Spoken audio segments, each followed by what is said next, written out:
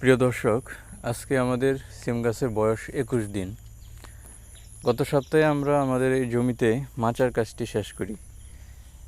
তো আমরা কিভাবে এই মাচাটি তৈরি করলাম সেই প্রসেসটি আজকে আপনাদের সাথে শেয়ার করব।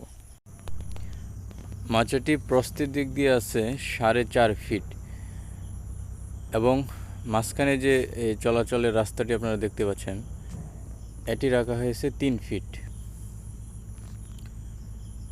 প্রথমে মাচার এই পাশে দুটি শক্ত বাঁশের খুঁটি এবং অপর পাশে দুটি শক্ত বাঁশের খুঁটি দেওয়া হয়েছে এবং মাচার মাঝ বরাবর দৈর্ঘ্য অনুযায়ী মাঝ বরাবর আরও দুটি শক্ত খুঁটি দেওয়া হয়েছে, যাতে মাচাটি যখন অনেক লুট হবে তখন যাতে এটি হেলে না যায়। আর লম্বা বরাবর যে সুতাটি টানা দেওয়া হয়েছে এটি হচ্ছে কট সুতা এবং এটি মাচার পিছনে আরও একটি খুঁটি গেড়ে এই জিআই তার দিয়ে এই পুরো মাচাটি টানা দেওয়া হয়েছে। উপরে যে চিকন কাঠিগুলো এগুলো বাঁশ চিরে চিকন চিকন বেতা করে দেওয়া হয়েছে। এগুলো অনেকে পাটশোলা দিয়েও দেয়, কিন্তু আমাদের এদিকে পাটশোলা তেমন একটি নেই, এই জন্য আমরা বাঁশ চিরে চিকন চিকন বেতা করে এটি দিয়ে দিলাম। বাঁশের বেতাগুলো যাতে নড়ে না যায় তাই এটি কটসুতার সাথে চিকন আরেকটি 1 নাইলের কটসুতা দিয়ে এটি একটি করে প্যাঁচ দিয়ে দেওয়া হয়েছে। মাচার যে ছোট খুঁটিগুলো আছে এগুলো দৈর্ঘ্য হচ্ছে 4 ফিট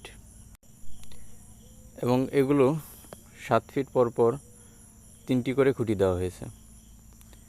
একটি বাঁশ থেকে এগুলো 4টি 6টি করে খুঁটি তৈরি করা হয়েছে। আর এই চিকন যে কাঠিগুলো আছে এগুলো 8 ইঞ্চি 9 ইঞ্চি পর পর একটি করে বসানো হয়েছে। এই মাচাগুলি অধিক পরিমাণ গাছ ধারণ করতে সক্ষম এবং এই মাচাগুলোর আরও কিছু বিশেষ সুবিধা আছে, যেমন গাছের পরিচর্যা, স্প্রে করা এবং ফসল সংগ্রহের জন্য এই মাচাগুলো সবচেয়ে উপযোগী। বড় আকারের যে সমতল মাচাগুলো সেগুলোতে ওষুধ স্প্রে করা এবং ফসল সংগ্রহ করা খুব ঝামেলার কাজ, কিন্তু এটাতে অনেক সুবিধা, সেটা হয়তো পরবর্তীতে আমরা আপনাদেরকে দেখাতে পারবো।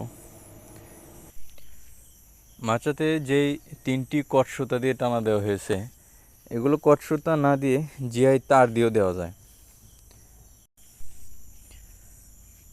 আমাদের এই গাছগুলো খুব সুন্দরভাবে মাচায় বেড়ে উঠতেছে।